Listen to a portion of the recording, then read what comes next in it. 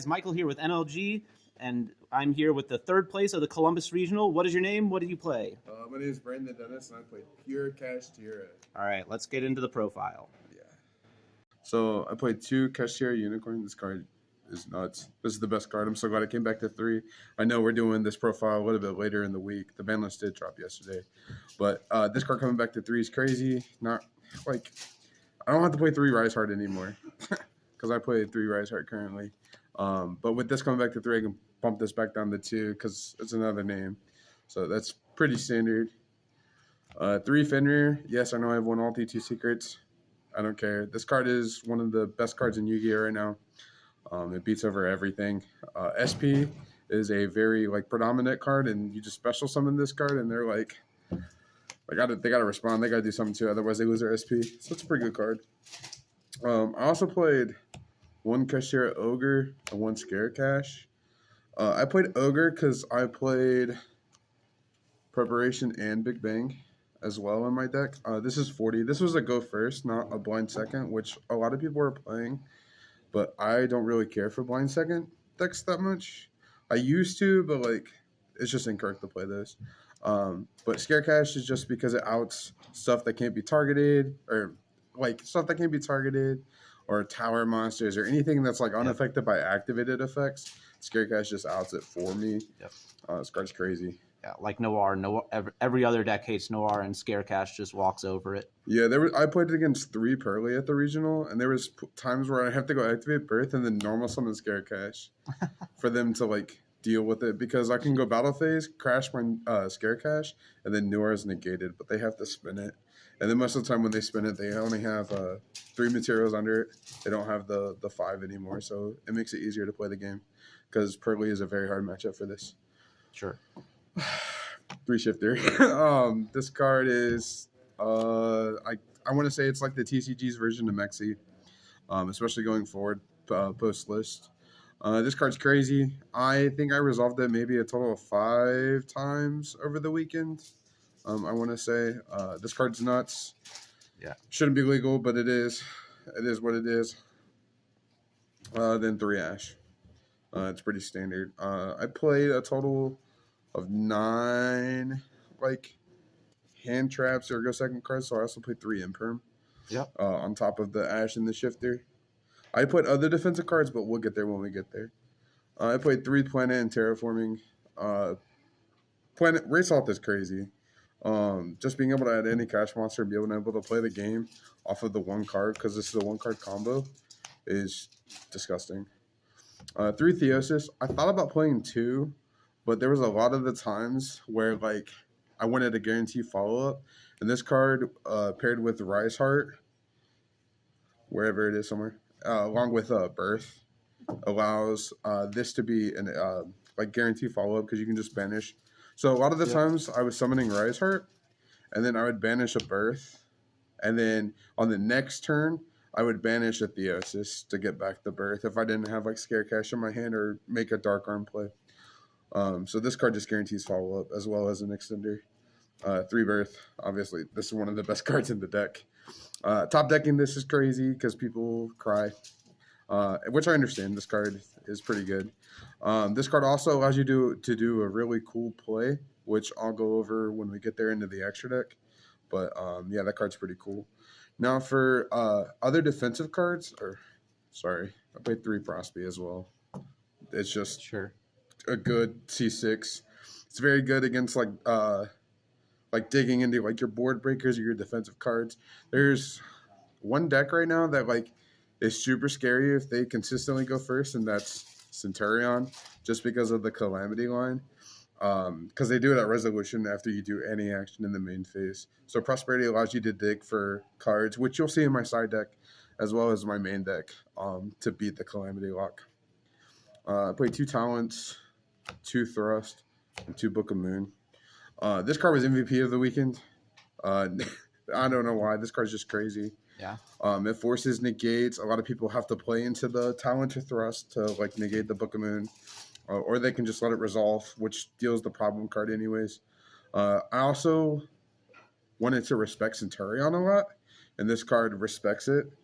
Because Centurion's one of my hardest matchups as well. Because I can't do like what other decks can. I can't like put 2 level 7s on the board to make a Zeus under the Calamity Lock. Yep. So this allows me to be prepared game 1.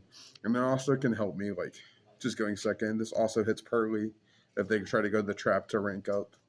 So, which they normally do. I don't really see them hard making Noir on the it's first turn. It's very hard. rare, very rare. Well, they go strict version can, but that's not a real version. We'll go into the extra deck now. I played Abyss Dweller and Baguska as the 2 rank 4s.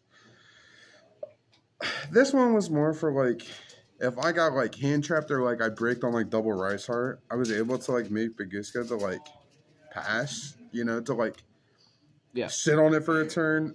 Granted, SP outs this card, which is very relevant right now, but I didn't summon it once. It never came up.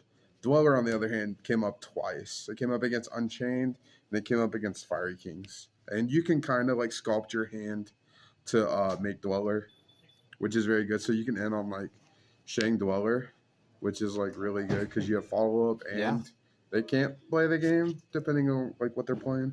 Sure. 1 Dark Arm Dragon. This card is nuts. There were so many times where I would summon this, attack, and then I would use its effect, and then I could put a Zeus on top of it. That playline happened more often when I would like shifter them because I wouldn't be able to pop 2 because of shifter. I'd only have 1 card engraved. But this card was very good for making Zeus and then breaking boards. The card's just good. It helps guarantee follow-up with Theos' Birth, if they're banished and stuff. Card's pretty nuts. 2 Shang, self-explanatory. A lot of people are playing 1. I hate to say it, but I think they're wrong. I just like a lot of people are like leaning towards like the Arsenal Falcon plays to like help make the rank 4, and then like they're making like Utopic, Future Dragon and stuff. But like double Shang's just better. You're able to like summon like this going second, and then like attacking, detaching a material, and then make Zeus before like you do any real plays. Dark Arm's for more like removal than it is to make Zeus, but that's sometimes the only play that you have. Yep. 1 Dragosack. This card is to out skill drain. I actually just picked it up this past weekend. I'm pretty happy. It's Italian, I think. Yeah, it's Italian first ed, so I'm pretty happy. But I never summoned it. Nobody skill drained me, so I didn't have to summon Dragosack to tribute it to out the skill drain. 1 Big Eye. This card's pretty good, especially paired with Scare Cash. You're just able to negate something. Like if they summon, like for example, like Psychic and Punisher or like some type of towers, you can Scare Cash and then Big Eye take it. So it's pretty funny. It's very niche. It's very good as well if like the other deck is playing Fenrir because you can just Big Eye take and then you have access to Fenrir. So it's just pretty good in general.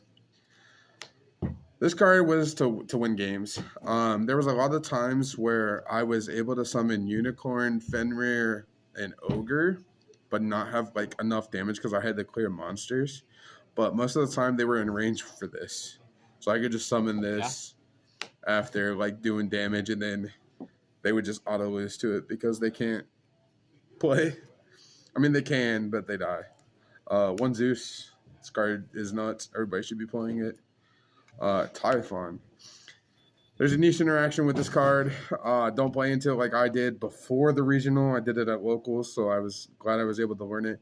If you have Rates Off, the field spell face up, and you summon Typhon, you can't use it because monsters with 3,000 or more attack can't activate their effects, and I'm an idiot, and I didn't realize it. But I learned, don't do it. Don't do what I did. But you can like sculpt it. Like if you want to summon Typhon, you can Planet Pop itself if you activate Shang. So that way you can summon Typhon. It just depends on like what the board state is. This card's crazy. I would probably play 2 if I had to, but I only have 1, and the extra deck is kind of tight. Like it doesn't look tight, but it is. I played 1 Donner just because in the off chance they gave me a monster and I needed to clear my my zones for my cash monsters. So I just played Donner as like an out. 1 Baron. Self-explanatory. 7s plus 3 equals 10. So Kashtira plus hand trap equals this. It's really good. Like if you open like double Ash, because then like you can make this, and then you'll have Ash as well on their turn.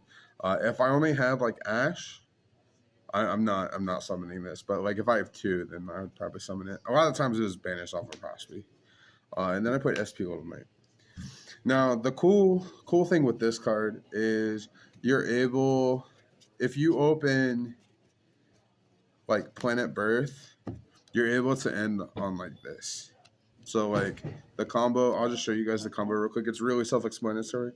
You activate Planet.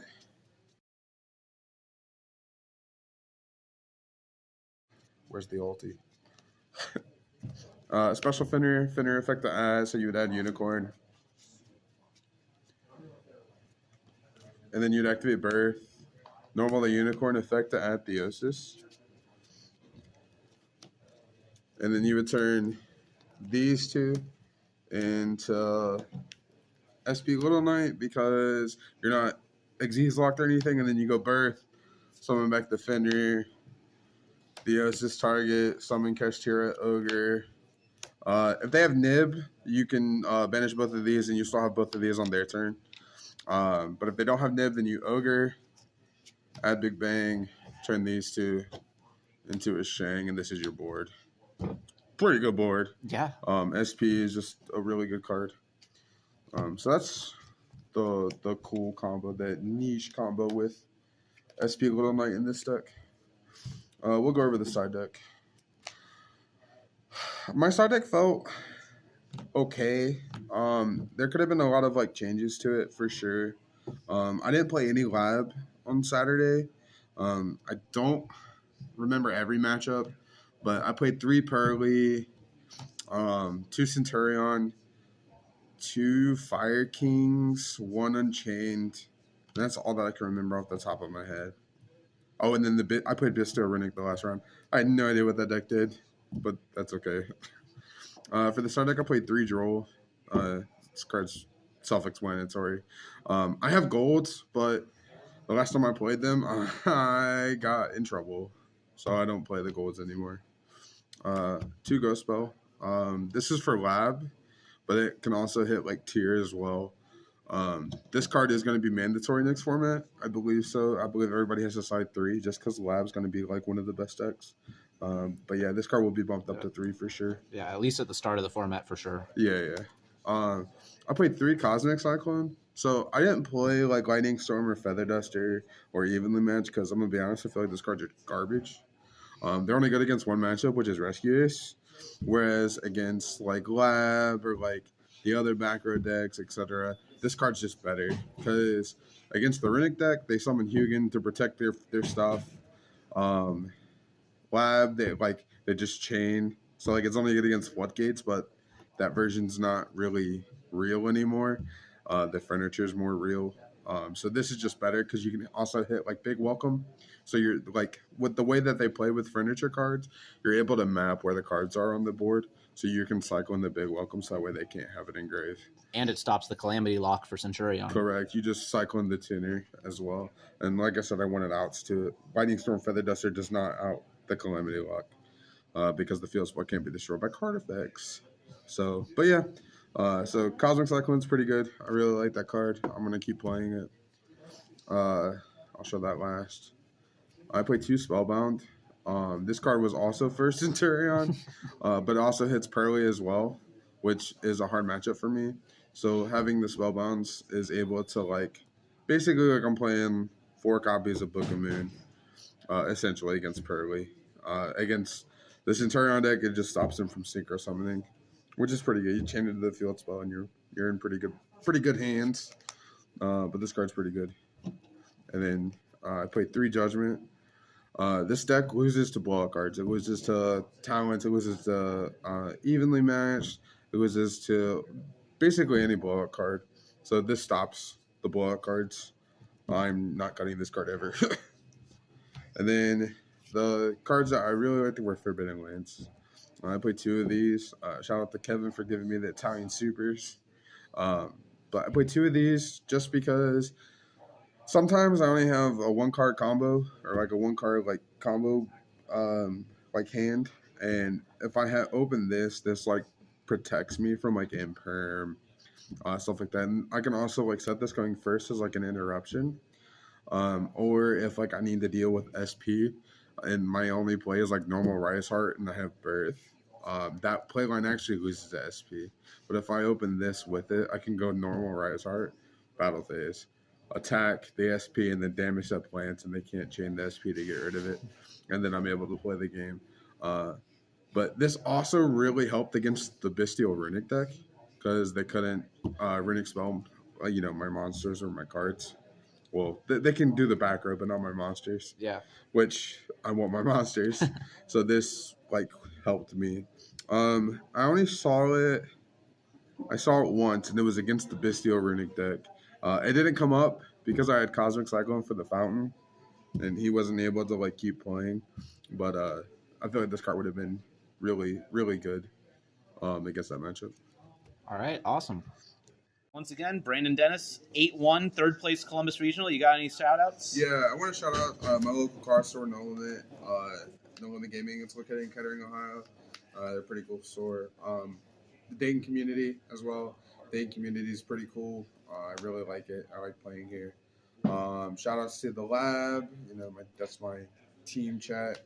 Shout outs to Prestige Gaming. Shout outs to Isaac for lending me pretty cards like the Thrust. Shout outs to just everybody who supported me, and shout outs to my mom. All right. Don't forget to like and subscribe if you enjoyed the content. We'll have more coming in the future.